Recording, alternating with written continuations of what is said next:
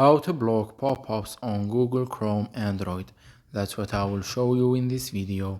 But before we begin, make sure to subscribe to the channel and ring the bell to get notified whenever a new video is uploaded. With that said, let's get started.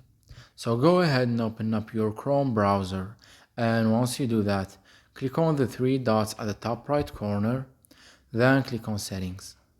And here you want to scroll down to the advanced section, and from there click on Site Settings and then click on Pop-ups and Redirects.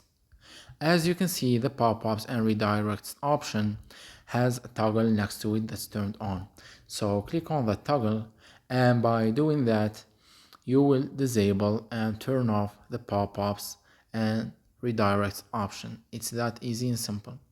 As you can see, it tells you that this will block sites from showing pop-ups and redirects, which is recommended.